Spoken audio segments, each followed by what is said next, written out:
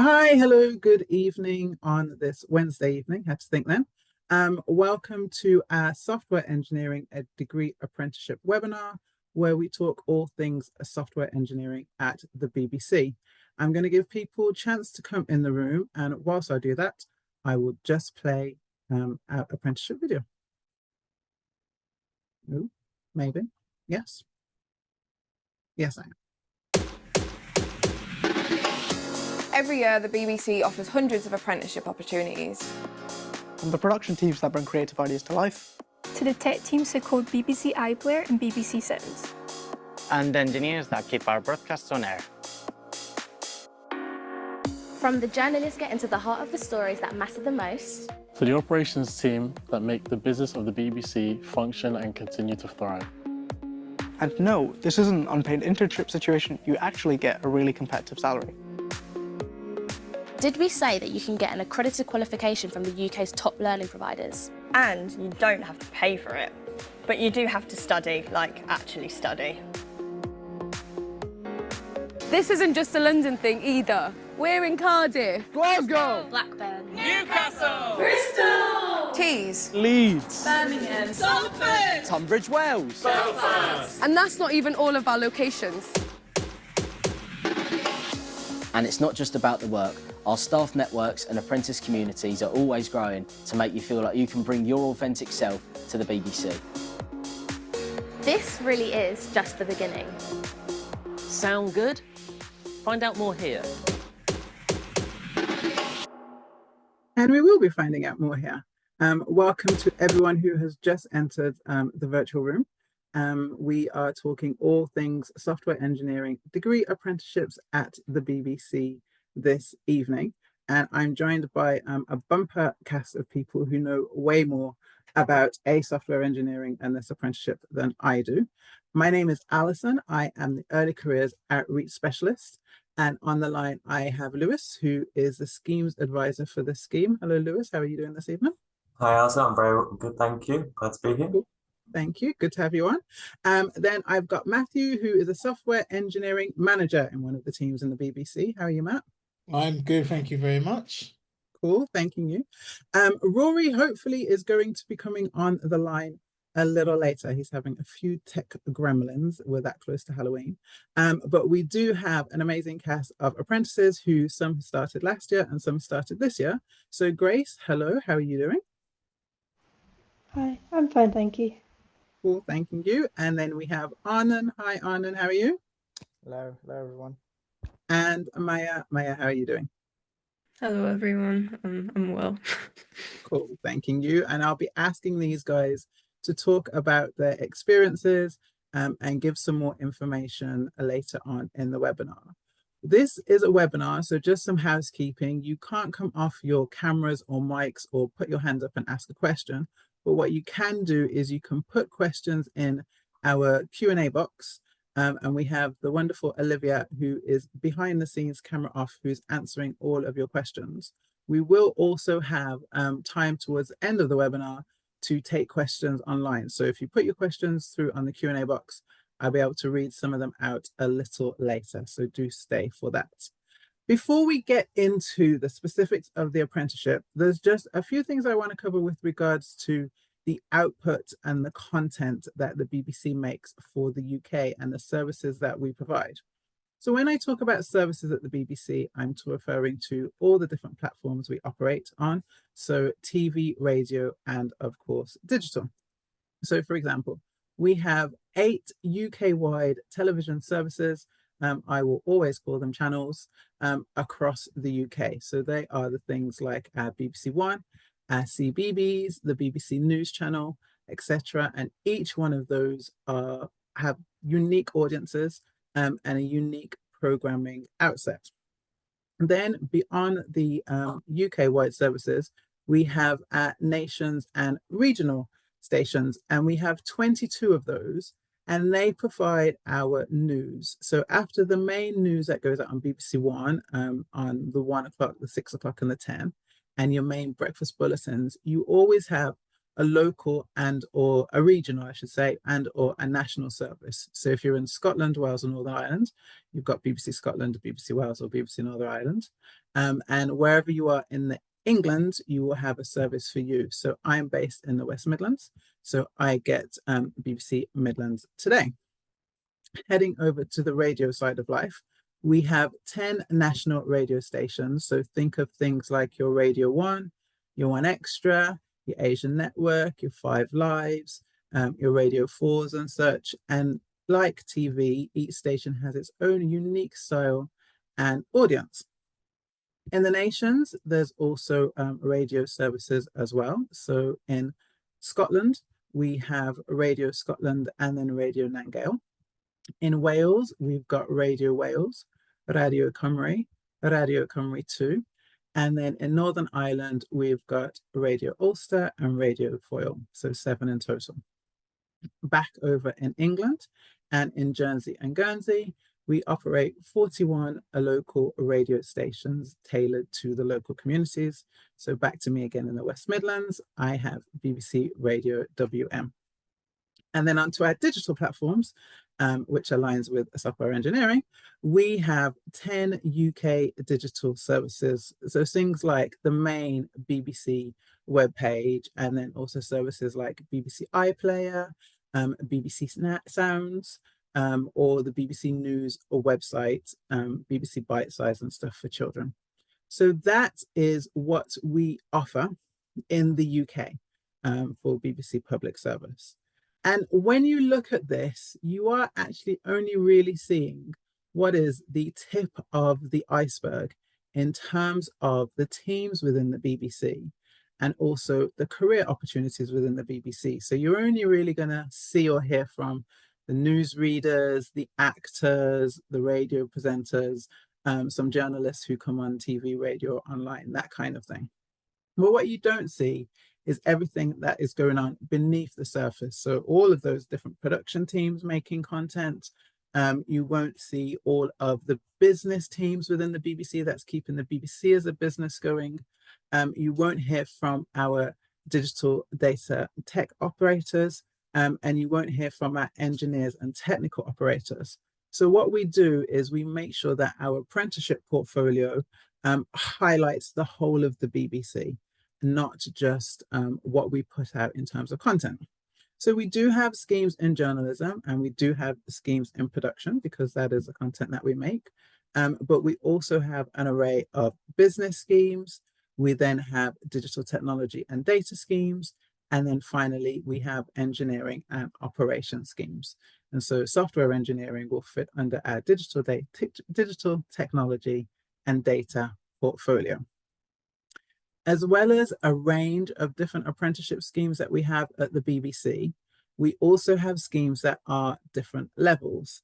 And this is to suit people who are at different points in their learning journey. So our level 3 and level 4 schemes are the equivalent more or less to an A level or a BTEC, and you would find them under our advanced and higher apprenticeships option. Then our level 5 schemes are the equivalent of a foundation degree, which you will still find under our advanced and higher apprenticeships option.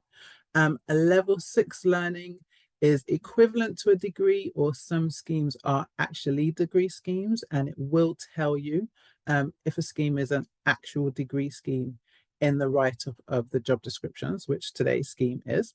And then finally, we have a very small postgraduate offering, of which we have a level 7 solicitor scheme, and we also have a software engineering grad scheme. So we would like to think that we are offering a wide enough range to suit as many people as possible. But like I said, today we're talking specifically about the software engineering degree scheme here at the BBC. And to give you more information on that, I'm going to hand over to my colleague, Lewis. Thanks, Alison. Hi, everyone. As Alison said, I'm part of the BBC Early Careers teams, specifically the software engineering scheme. I also started life in the BBC as an apprentice myself, which helps me in this scheme because I know the process, how they work. So I just want to run through a few ways how this scheme works in the BBC. So this scheme is obviously a level 6 degree apprenticeship. The main focus is develop, maintain, and deliver apps and websites used by millions every day. So those products see every day through the internet, such as iPlayer, BBC News, BBC Sounds, and BBC Sport.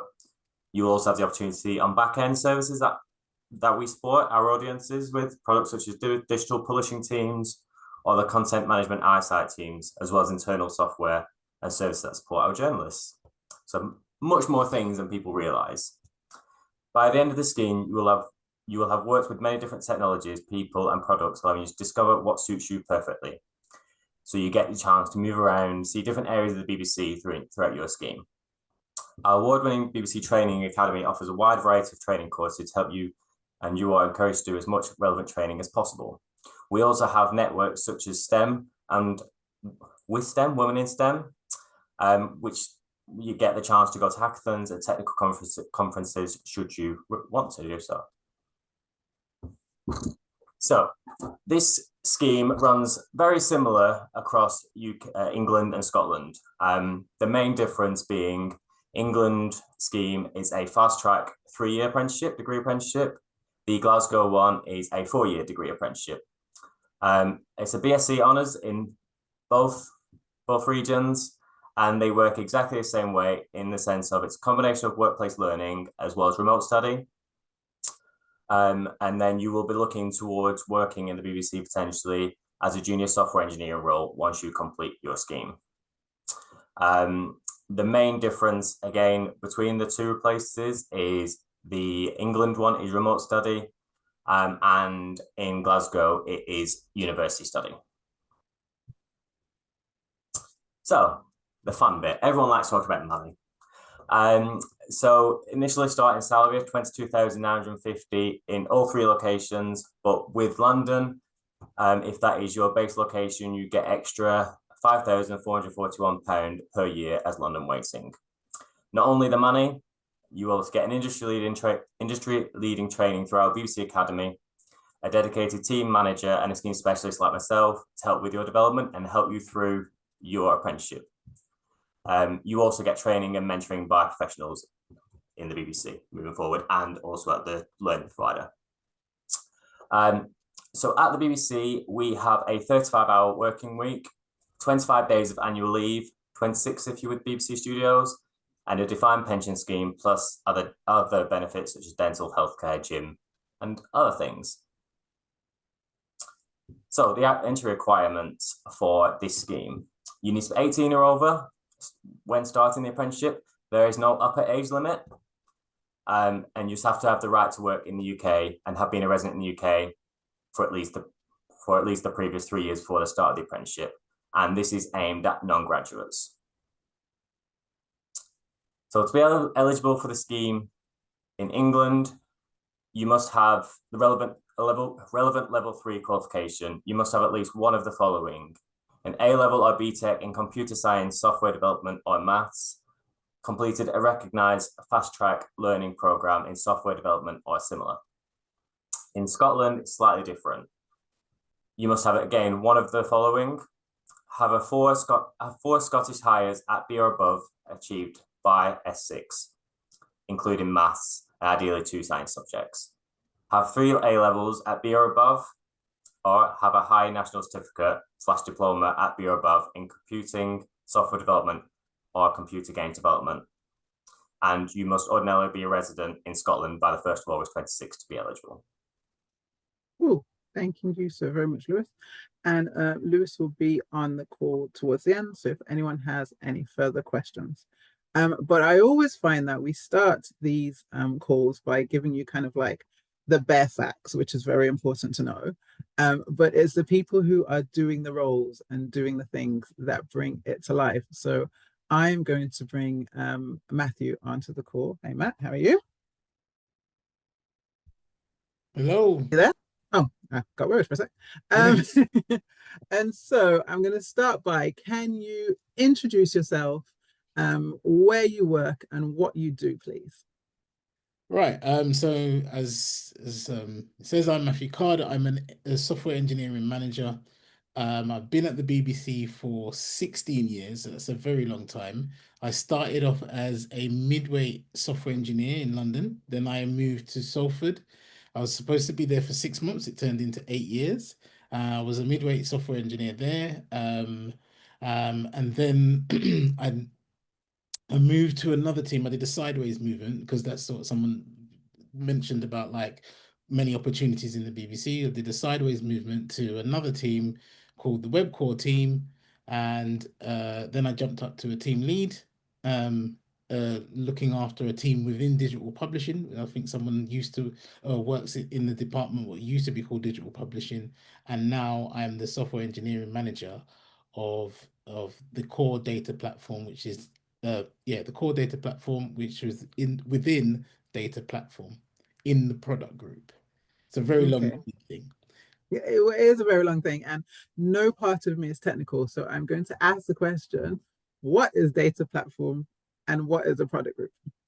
So I'll start from the beginning then. So product group is pretty much the group that delivers the BBC's audience-facing digital products and services. So a lot of the services and sites that you've mentioned already and Lewis has mentioned is produced in product group. So your news and sport, sounds and audio, iPlayer, and all of those things that you see, like weather, all of those things is produced by product group. But then you also got some of the other things that help those sites come alive or be online. So we've got different capabilities like data platform. So where all the analytics, all the data comes in from your clicks and your events or how you traverse the site. We track that type of information and we store it in our data warehouse, and then we use that to help us make better decisions about what content to produce and so on and so on and so on. And then also we have content publishing as well. That's where those folks make tools for journalists to create news stories on the website. And then we've also got like account and participation where, when you sign into iPlayer, there's a big group of people that work on that to make sure that works properly. So that's what the product group does. So data platform is one capability within that, and I mentioned, and we look after the data that flows across the BBC. So we store the data, and then we make it available for data users and practitioners to make decisions.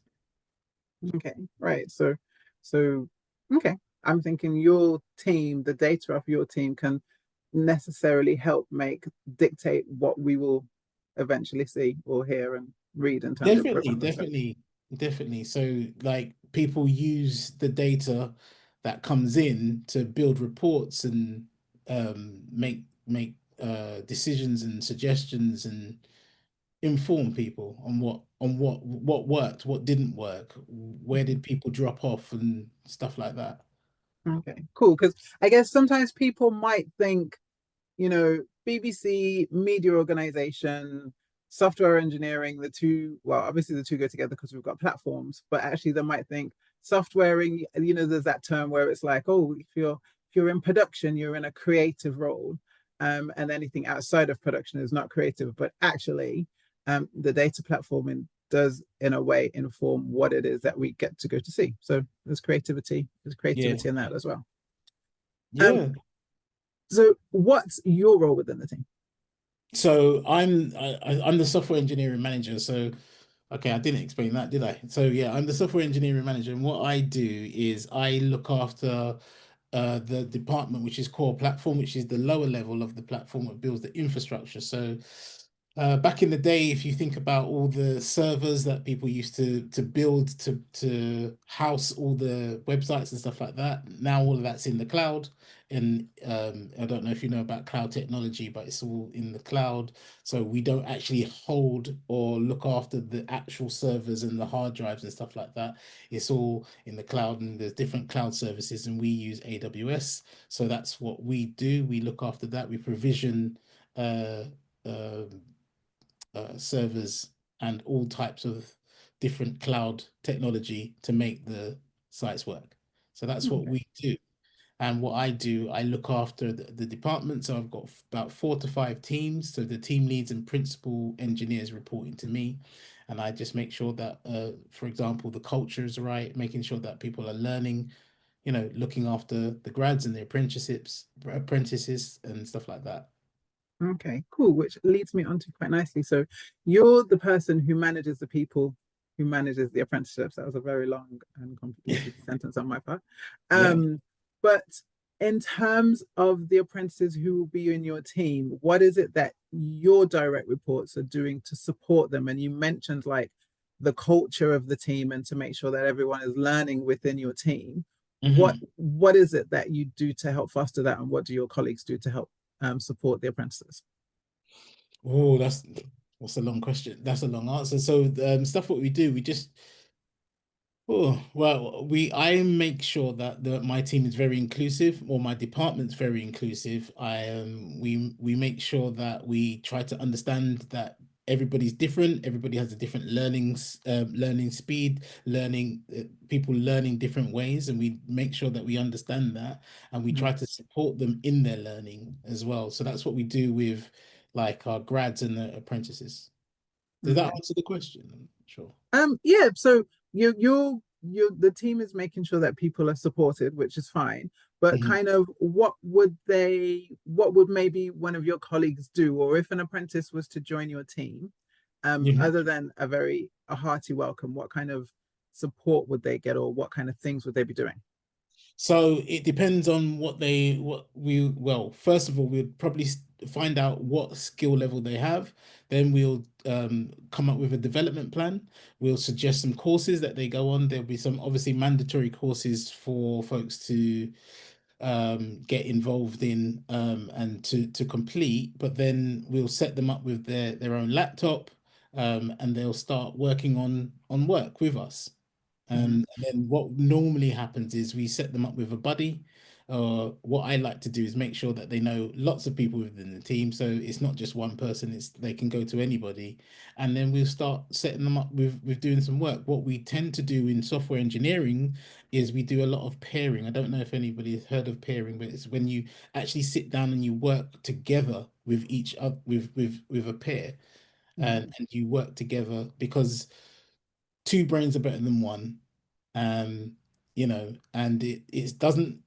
there's this concept about, oh, if you've got two people working on something, doesn't that slow it down? It actually makes it better, because hopefully over time there'll be less mistakes, because you've got two people working on the same thing. And then it can work in different ways. You can work with someone who's more experienced than you, and then you can learn from them, or then depending on your skill level or how fast you pick up stuff, you could be then leading that pair. Right. So it's not like some people sometimes when you start a new organization, you can be nervous, right? Yes. So it's not like day one, I'm going to throw this thing at you and fix it and fix it quickly. Not at all. Not at all. So I'll echo something that Lewis said. You're here to learn. That's it. So just be open-minded, come and learn, and you'll be fine.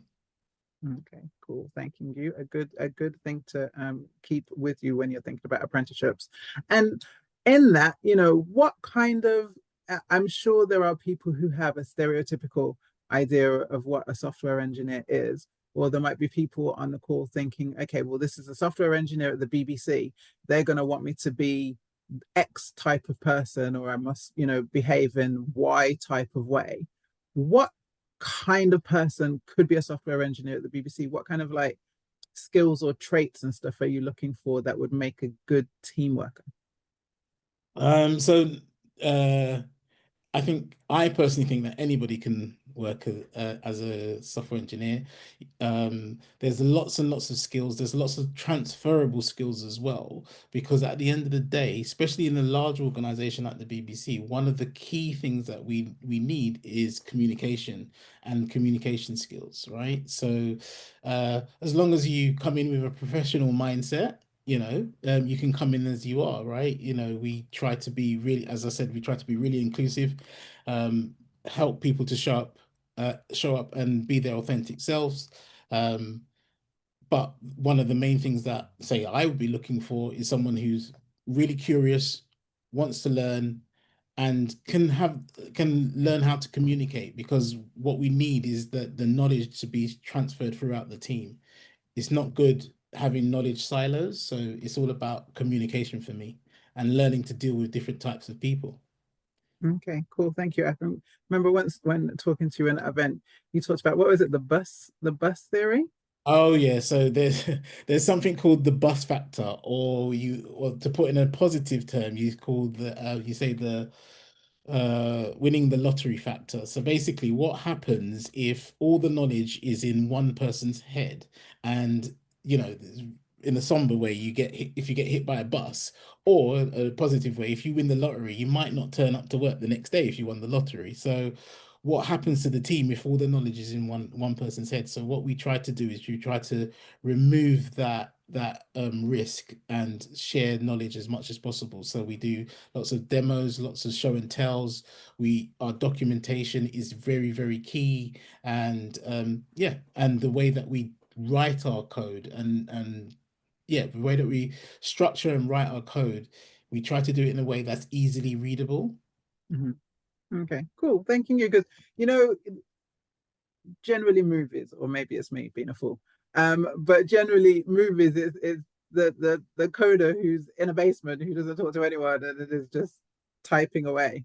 So actually it's quite a collaborative way of working, and collaborative teams within the BBC. Thank you very much for that piece of insight. And Matt will be around as well to take calls. So thank you very much. And then, so now on to some apprentices. So they're the ones who are living the dream and doing the work. So I've got Anand on the line, who's working in passport engineering. Hi, Anand, how are you? Hello, I'm great. Thank you so much. Yeah. Cool. And then I've got Grace, who's in distribution development. Hello. Here. And then Maya, who is in content engineering. Hi, everyone. Okay, cool. I'm really struggling to wrap my words around your department names. So each of you can tell me, and Anna, I'll start with you. What does an average day look like for you on your apprenticeship? And I have to say that, so Anna and Maya have been here for 8, probably 9 weeks now. And Grace has been a year in, so there will be differences, and they're all in different locations as well. So Anna, you start. What does an average day look like for you at the moment? Yeah, so my typical day working at the BBC generally consists of stand-up meetings. So that sort of consists of what we're working on and sharing what kind of plans we have for the day. So first thing, and then I would usually spend my morning reading documentation or coding, but that typically comes with a pair. So I've been basically pair programming with my colleague who's a senior engineer for over a decade now. I don't know how he does it. He doesn't mind pairing every day. But Oh, so he's been pairing every day for a yeah, decade. yeah. So yeah, it kind of sort of like, yeah, I guess he does enjoy working here, and you do feel that with everyone. Like everyone wants to help. Everyone is always like you need a hand. It's like it's always there. So I feel like that environment and culture that I've sort of like immersed myself in is a really great place to be. But yeah, after lunch, yeah, more meetings, some code reviews. On some days you can do some self-learning. I think you'd probably do a lot of that anyway for the first month or so. So that can be, reading like stuff however you want or join courses. But yeah, I think, yeah, my team lead did give me a structure of what I sort of like learn, or guidance. But yeah, again, you have a lot of liberty, sort of like an opportunity to like learn by yourself. So I do feel like that aspect is really like sort of give you the chance to learn in creative ways. Cool. Thank you very much. And Grace, you're a year in, so what does your day look similar, or what's the day look like for you? I will say I don't really have average days. My the way my team runs, every day is slightly different. But I Okay. would say there's a few meetings. So I do hybrid working. So I'm in office 2 days, and I'm working from home 2 days. So we tend to have our meetings when we come into office. So, and then I usually work between 1 or 2 projects. So I tend to split up my time that before lunch I'll work on one, and then after lunch I'll work on the other project, depending on what it is. And then I join staff networks, which are a bit like societies. So there's usually something running during the day, which I'll either attend online or go physically in person. That's it. Cool. And my mind got divided then. Which staff networks are you in? I'm very nosy. So, Oh, I are counted you in a today lot? and I'm in 8 of them. So I'll just say a few. Okay, good. I'm in the Women in STEM group. Mm-hmm. I'm in the Women in News group, the Apprentice community, Young Talent Network, Green Team, Security Champions, and then there are some other ones. Yeah. That is very nice. And do you still work in pairs now that you're a year in? Is that something that you still do? So my team is unique in the sense that out of 16 of us, only 2 of them are full-time software engineers. Mm-hmm. So we don't really do code pairing. We work on our projects individually, but then if we need help and feedback, I'll get in touch with one of them, and then they'll help me out. Okay, cool. Thank you so very much. And Maya, what about yourself? So you're in Scotland, so how your learning looks slightly different to those two Yes. in England. So during my like 8-week work blocks, my days kind of look similar to Arnon. So basically just stand up pairing. Pairing in my team, I just pair with someone else on every like different task, and that's been working quite well. But right now I'm in my university block. So a day in the life, like right now, would just be I go to university, have a 2-hour lecture, then a 2-hour break, and then I have a 2-hour lecture, and then I finish at 4 and I just go home. So yeah, just normal kind of uni life. Okay, okay. So you get a nice balance then between actually having that uni experience Yes. as well as being an apprentice, and so you have your time on campus for 8 weeks at a time, and then you have your time in the Yeah. office for 8 weeks at a time as well. Thanking Mhm. you. And one of the things I guess I'm learning, I learn on all these webinars, that's why I attend. But one of the things I'm learning is the very different ways of working and learning under the title of software engineering. So what were you doing, Maya? You're still on my screen, so I'm going to ask you, why did you apply for this apprenticeship and why at the BBC? Because people might not generally think, oh yeah, BBC software engineering, that's something I'm going to look for. Yeah, so I mean, computing was always my favorite subject at school. I like always knew I wanted to go into software engineering from the age of 13. So like I've kind of been directing myself towards software engineering this entire time. Sorry, what was the second half of the Is there question? and why at the BBC? Oh, why at the BBC? I always just throughout school I used BBC Bite Size, and I've just like seen all of BBC's products, and I always thought it would be a cool organization to work in. And also BBC is very diverse, so I think that really attracted me to work here. So yeah, and now I work on products, so I actually work on the products that I used to use. So Hey, yeah. you used to watch. Oh, that's cool. That is actually Yeah. very, very cool. Um, and so Grace, what about yourself? What made you apply for the software engineering apprenticeship at the BBC? Like Maya, computer science is my favorite subject. So obviously I knew wanted to do something technical. I chose an apprenticeship because I like the way I gain hands-on experience while also getting my degree. I think experience is so important, especially nowadays when an entry-level job wants 5 years. So it's definitely a boost to your career. I also really like the idea of having mentors. So, having a team that can support you with your career. And I chose the BBC because, again, I also grew up using the products. and I always saw the BBC as a modern organisation. Mm. So I was quite interested to see like what technology they're using. Right. That's an interesting one. Well, I'm going to ask you all about your expectations and whether they were met in just a minute. Anand, coming over to you, what were you doing before you started the apprenticeship scheme?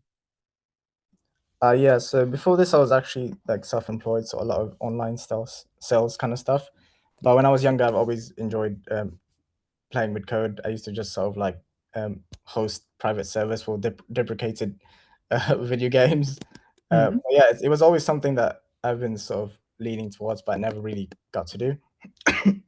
But yeah, I think I applied really the BBC as a company. It sounds quite silly that I applied because of the company, not because of the job. Because I moved to the UK just over a decade ago. uh, I was in a country in Southeast Asia, so that's where I grew up, and I've always been fascinated by the BBC's coverage internationally. So yeah, in my country, and that's just like I was looking at it just as so cool slash professional, seeing how it was. But yeah, as soon as I saw the job listing, I thought, yeah, I'm gonna apply.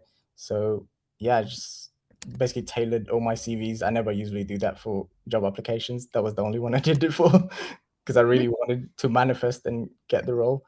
But Right. yeah, I thought it was great. I didn't even know degree apprenticeships are a thing. So but yeah, I think it's great. You get more leeway as an apprentice to make silly mistakes and silly questions. So there's a lot of avenues to learn in different ways that you wouldn't. Yeah, absolutely. There's no such thing as a silly question. It's a question. But cool. And then so you made you had a career, you were working for yourself, and then you made the switch, and came back on as an apprentice. Cool. So from that then, Anand, what you alluded to, how much coding experience did you have before joining? So you sounded like you had a little bit. Yeah, when I was younger, but again, that was mostly like hobby kind of stuff. I did join a boot camp last year, and that did prepare me quite a bit with fundamentals and some of the standard stuff with the tech stack we're working on. But again, as soon as you join the BBC, there's my impression before that was it's a very creative but archaic sort of like organization. But as soon as I came in, the amount of stuff that the engineering teams are working on it's just on a different scale. So I was like thinking, yeah, my bootcamp knowledge was not really enough. But then it's the scheme runs for I don't know 3 to 4 years, so there's always opportunities to learn. And yeah, I was quite intimidated when I first started, but now looking at it, it's, my team is always helpful, always ready to explain things to me 3 times in a week. So yeah, that really helps me. Okay, cool. Thank you. And I'm glad to hear that you do get that support. Grace, now you've been here for over a year.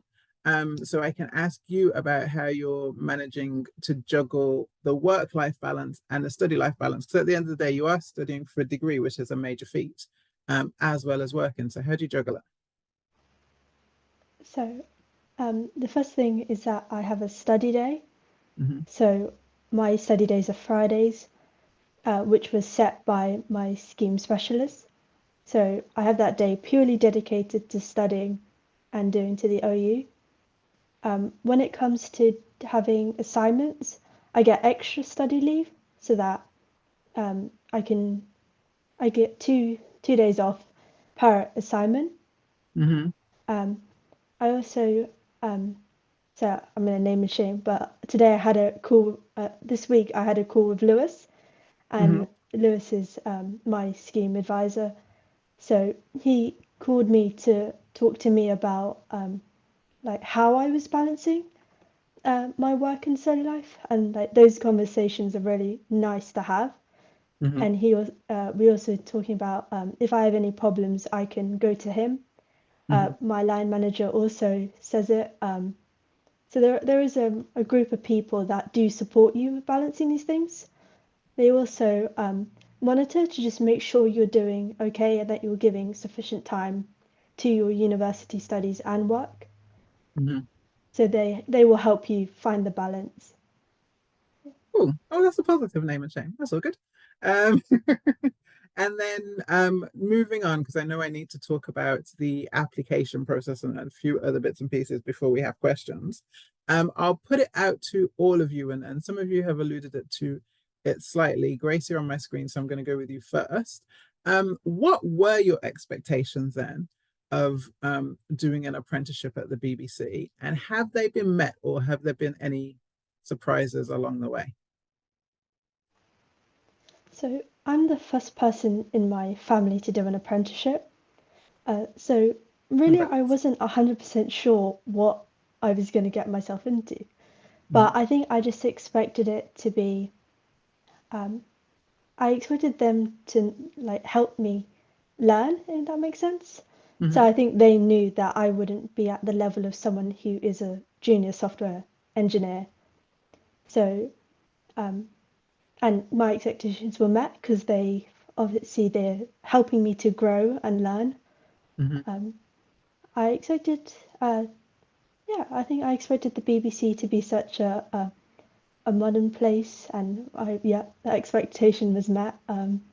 I was quite surprised, well, happily surprised on how welcoming and friendly people are. Loads of people are just willing to help you, which is such a nice thing to have. Good. I'm very glad to hear. Maya, what about yourself? Hi.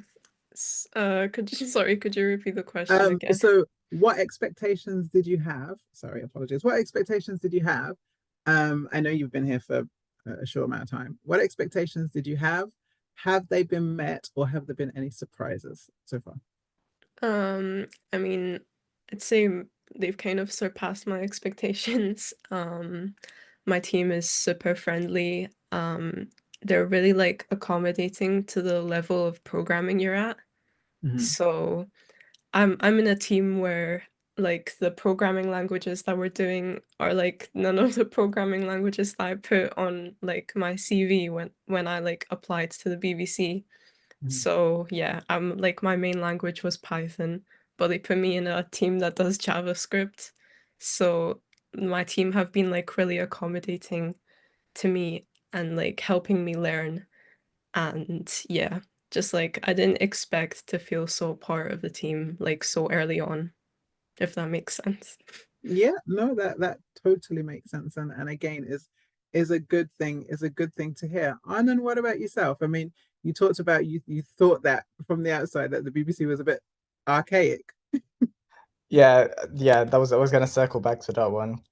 But yeah, joining in the first day, my team lead basically showed me the diagram of how our team works and what project we're working on. I'm just like, yeah, this is like on another level. And I felt very motivated when he sort of like showed that to me, and I really wanted to take a lot of work. But yeah, just the amount of things that the engineering teams are working on and migrating a lot of services to, it's just I wasn't expecting that, and it's just I feel like how now that I've joined, I feel like you're in the middle of sort of like the changes, and it's not just like you feel like, oh, everything's matured. You're just maintaining legacy code or legacy programs. So there's so many opportunities to learn alongside everyone, because yeah, just those changes really like give you those opportunities to pick up stuff. And I think the first 2 weeks, I felt like I didn't do a lot because I felt like I wanted more. That's just how I am. And then I got assigned to a ticket.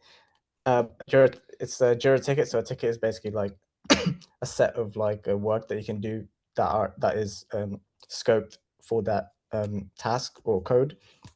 And yeah, I just paired with my colleague with that for took us over 2 weeks, because the ticket wasn't actually as easy as I thought, because it pretty much affects how the structure of the the architecture of the system works. So, but yeah, like just those first 2 weeks, I've learned more than the past few months, which is a bit crazy to say. So yeah. Fair dues, fair dues. Cool. Well, thank you all three of you. Now that you've convinced the people to apply for an apprenticeship, I guess I should tell them how. So thank you all again.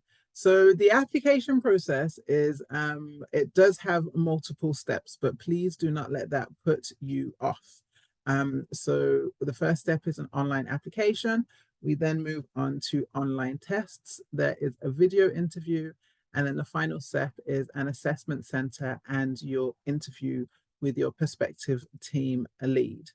So the first stage, the online interview, is really where we check your eligibility and your motivation for applying to the scheme. So what we would say is really take your time and research the scheme. So you've got the job description that is up online. So please do read that carefully.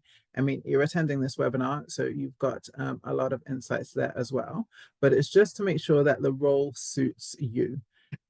Also read the application criteria. You'll be surprised how many people kind of like make themselves ineligible just because they have clicked on the wrong thing. So please double check that. And show your passion for the scheme, but also don't forget to show your passion for the BBC. So why is it that you want to work for the BBC? Is there a specific thing that you connect with the BBC? Did you use the BBC bite-sized services growing up? Or actually, is it that you see a missing opportunity, that there's something that the BBC isn't doing, and you feel that actually you would be able to help the BBC in achieving whatever it is that you think is missing, you know, connecting with a specific community or something like that, whatever it is that you feel is why you want to work for the BBC, because you will be asked that question, as well as why you want to do the apprenticeship scheme.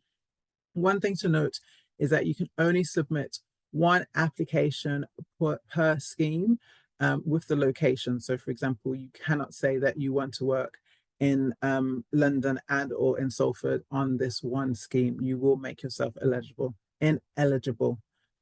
doing that. So after the online application, there is an online assessment, which is known as Capfinity. And this is a strength-based assessment designed to explore the skills that you have and how you lend themselves to the BBC as a role. So don't think of it as kind of like, you know, back in the day, school and college tests. It's not that kind of test. It's strength-based. So we're not asking you, you know, to remember facts and figures from Lord only knows where. The assessment itself is online. Everything in our application process is online these days. And it will take about 45 to 60 minutes to complete. It is flexible and it is untimed, so you can complete it in blocks or breaks if that suits you best. Again, as I said, it's designed to explore your natural strengths and abilities. So remember to answer the questions authentically. There is a discussion around AI, whether you use it or not. I'm not here to say don't use it, but all I'm here to say is that you will come across with your personality better than AI. And then also don't consult outside sources. Well, one leads into the other. Only really because we want to hear from you. We want to know the kind of person you are. And like Matt said, and I hope you really understand that, you know, we're not looking for, you know, the supposed cardboard cutout of a BBC employee. Actually, no, this organization is made up of lots of individuals. Some of the technology schemes will ask you, or the scheme, for your aptitude with coding. But as Maya said, you know, we're not looking for you to know all of the code. You know, she knew one language and then she was put into a team that uses something completely different. So it's more your aptitude for learning than whether you have years and years of experience writing code. After that, there's the higher view interview, which is the video interview stage. And this is where you will be sent questions and you will respond. You'll be told whether to respond either as part of a video interview, or sometimes some of the questions will be written down as well. Again, this is used online through the higher view platform. And it is something that you can repeat the answers and re-record. So, you know, if you gave an answer and you're not happy with it, you can re-record it. But what I would say is don't re-record your personality out of it. So don't get to the stage where you're rattling off the information like a robot. We want to see your personality as well. Things to think about, top tips, is time management. So, you know, make sure that you do have enough time to answer these questions, familiarize yourself with the higher view platform and the technology. Again, as with everything, be your authentic self. You know, don't do yourself the disservice of trying to be someone else. A, it's really hard to do, and B, 9 times out of 10, the recruitment team and the scheme specialists can see it, or just at least see that something's not quite right. And again, as before, make sure you research the scheme and also research the BBC values, which is something you can find on our website. After that, you're moved over to the assessment centers, and this is where you will be put into a smallish group and you'll be given a task.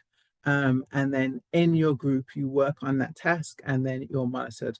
So as well as the completing of the task, we're also looking for how you work in a team. So think of all the things that Matt was talking about in terms of what he likes in his colleagues and how his team works together, and all the things that the apprentices have been saying in terms of like communication and team working and stuff.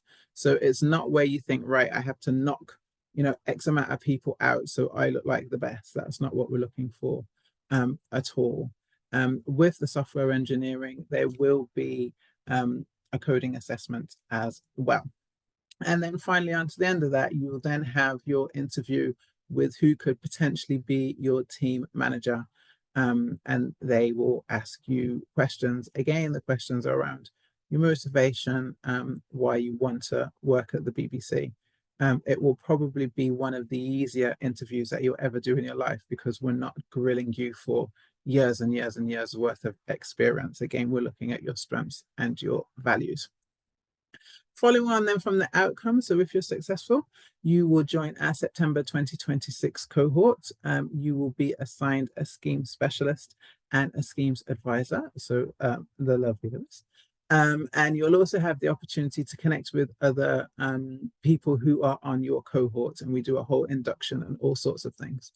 On the negative side, if you're not successful, and it is something we talk about, at the assessment center stage, you can request feedback. And please do use that as something that you can learn from and improve from. I know no one wants to talk about not being successful, and it's a horrible thing to feel if it does happen, but try and use it as a learning springboard. And we do actually have apprentices who were successful on their second, third, fourth attempt. So, you know, it doesn't mean you cannot reapply. Stay updated with latest trends. You know, if there are any free boot camps or stuff like that to keep your skills or to learn skills that you have, you know, try and do that. And it says that rejection is redirection. I know it's easier to say for that me on this side of the boat, but do try and keep a positive mindset, please.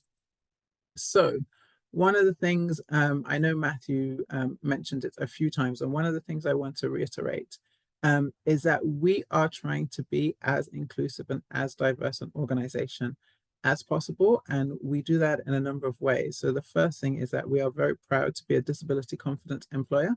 So we will provide reasonable adjustments if you are disabled, if you're neurodivergent, or if you have long-term health needs. You can actually contact us before you start to fill in the application form and talk to the recruitment, the talent attraction team, and I will give you a QR code for that in the moment.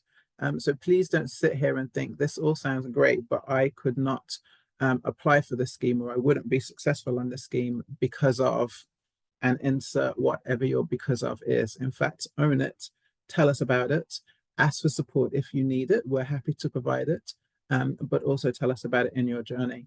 And that support moves on from the application stage. So, you know, we offer a whole range of assisted tech, different ways of working. You know, it's a conversation that will travel with you for your time throughout the BBC. And diversity matters for us in a whole range of ways. That's what I was trying to say. If you think about it, we are supposed to represent BBC Public Service. We're supposed to represent the whole of the UK, and we can't do that if we all come from the same background, think the same way, have the same opinions, all that kind of thing. So we need to be as diverse an organization as the people we are serving. Oh, sorry. I'm just going to skip past that because I spoke for too long. We don't have time. These are the QR codes that I want you to see. So the one on the left is the QR code for a recruitment contact form. So if you do want to have a conversation with the recruitment team about any adjustments you need during the application process, please use that one. The QR code on the right takes you to our FAQs. So as well as all the information that you see in the write-up of the job description, there's also a FAQ section which has a lot of information on there. And then finally, applications are now open. We're a week in, so we have a few more weeks to go. But you can also follow us on Instagram at BBC Get In and on TikTok at Life of the BBC to see a whole range of apprentice videos and get information there as well. So not as much time as I had hoped for questions. We've got 5 minutes, but what I have been seeing is that Olivia has been answering questions like the amazing individual that she is in the background. So let me see if there are any left for me to pull out. So there's one here. If I don't know any code, but have A grades in maths and further maths at A level, I'm a fast learner, I'm passionate about working for the BBC. Is this software engineering apprenticeship attainable for me? I'm going to look to Lewis for that one. Put me on the spot for that. Sorry, my love, I probably should have said beforehand. So I'll reread the question. If I don't know any code, but I have A grades in maths, further maths, have A grades in maths and further maths at A level, I'm a fast learner and passionate about working for the BBC. Is this software engineering apprenticeship attainable for me? Well, personally, I think you answered the question yourself in that question. You're a fast learner and passionate about the BBC, and you have a good knowledge of maths. I think absolutely this apprenticeship is attainable for you. I mean, Matthew did say, I see Matt nodding his head actually, he did say that anyone can be a software engineer. I guess my only thing would be, do you have an interest, to whoever this asked this person, do you have an interest in learning about that side of things? But I see Matt nodding his head as well. So do you want to jump in there? Sorry, I was just trying to get off of mute. No, 100%. I totally agree with Lewis. It is about the passion, especially at this stage, the apprenticeship stage. We can teach you how to code. We can send you on courses on how to code. It's, for me, again, it's more about how can you work with other people? What's your teamwork like? Team working like? And you said you're a fast learner. That's really, really cool as well.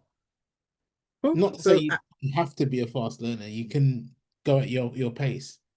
Yeah, fair dues, fair dues. So, but I'm hearing a resounding yes, being the answer to that question. The apprenticeship is absolutely attainable for you.